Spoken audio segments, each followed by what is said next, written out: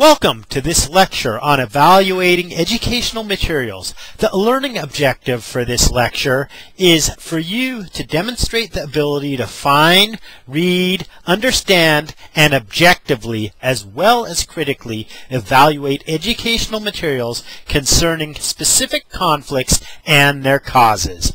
One of your duties as an NCRP practitioner will be to train others how to negotiate, mediate, and build peace. At the master's level, you should be a trainer of trainers. This role will require you to research, evaluate, and select educational materials to provide training in NCRP.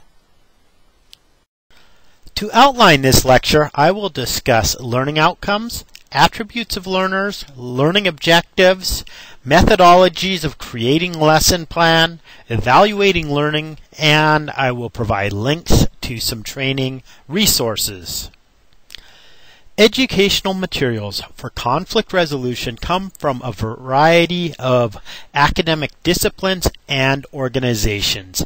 Many of the tables I will discuss in the next few slides come from Bill Waters' Delphi study in 1999.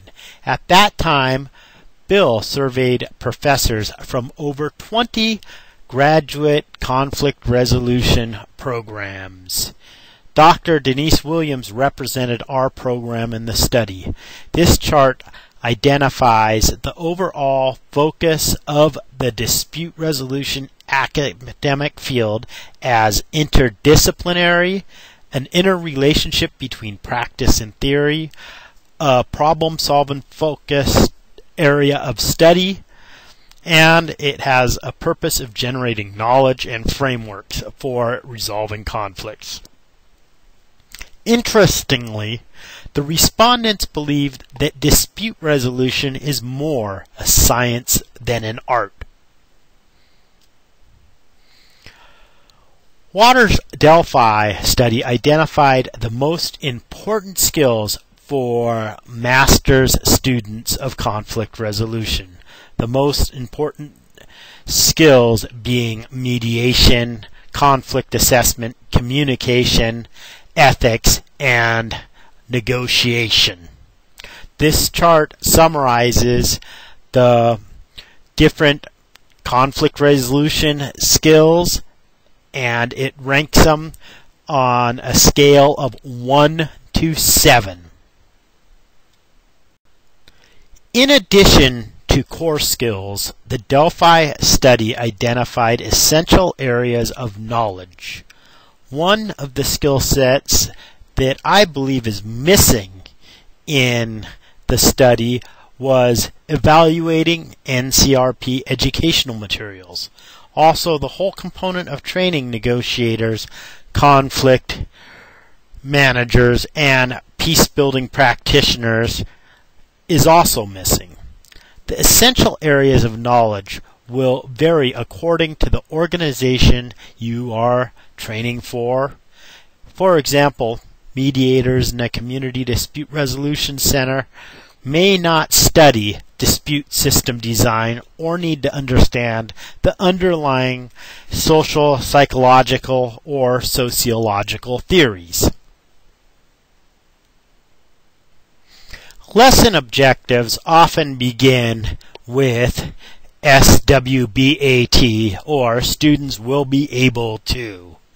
It's an objective statement. It's followed by an action verb for the learning objective, such as mediate, negotiate, facilitate, reform, transform, or a whole bunch of other terms. You could actually Google action verbs for learning objectives and you will find hundreds of results.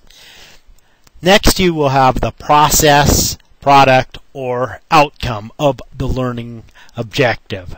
An example of this will be students will be able to summarize the interest of both parties in a mediation simulation, or students will be able to create a scale to measure negotiation self-efficacy. Selecting educational materials also requires you to consider the attributes of the learner, such as age, educational level, gender, disabilities, social economic status, cultural differences, or other demographic variables. You should also consider whether you are teaching adults or children. You should use different teaching methods and different levels of materials when teaching adults than children. Adult learning and teaching is referred to andragogy, where children teaching and learning is pedagogy. Some of the main difference in andragogy: the instructor is the guide on the side, whereas in pedagogy, the instructor is the sage on the stage. When you're teaching adults, learners help the instructor design optimal methods for demonstrating mastery of the learning outcome, whereas when you're teaching children, the teacher assesses the mastery of learning. Also, with adults, learners compare their own work with the standards. And when you're teaching children, the instructor usually grades the work. The list goes on. Instruction is leveled from less difficult tasks such as rote memorization to metacognitive processes such as evaluating one's own learning process.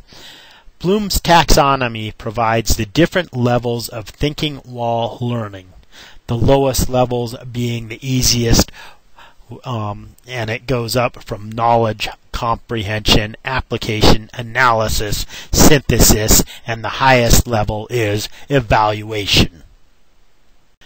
There is a variety of teaching methodologies in NCRP beyond assigning reading and term papers. Our field has many different activities requiring cooperative learning.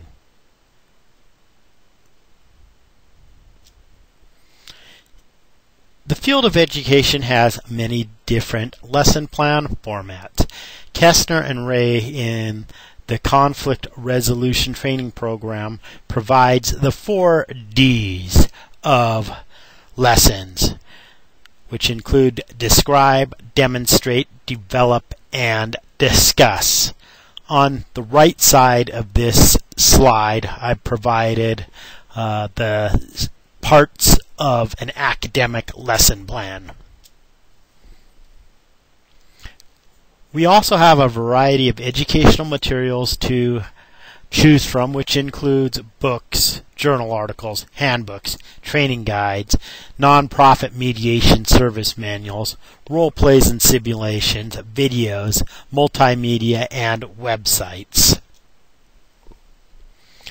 Here I created a brief checklist to evaluate educational materials for NCRP. Some of the things that you should look for are the different variables of the media, organization of the content, quality of the content, and whether the educational materials have some kind of evaluation tools to see if the students have mastered the learning outcomes. Druckmann and Robinson provide several questions to ask to evaluate role play or simulation activities, such as what issue will be simulated, what kind of party structure will be simulated, what purpose will be served by the simulation, how will context be represented, and what kind of data will be collected for analysis. I have found several different catalogs of published conflict resolution educational materials. For peer mediation and school-based conflict resolution, I usually use the materials by Bodine, Crawford, and Scrumpf. The Conflict Resolution Training Program by Kestner and Ray has a leaders and student manuals, and I usually use this as a guide in community mediation programs.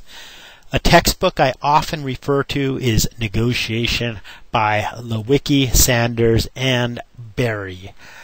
It also has a supplemental book of reading exercises and cases. It is in its 6th edition and has gone through many revisions. The Harvard Law School program on Negotiation Clearinghouse has many instructional materials, role plays, and simulations that I have used throughout the years. I have also used activities from the workbook for Getting to Yes titled Getting Ready to Negotiate. I'm sure there's a lot more materials out there.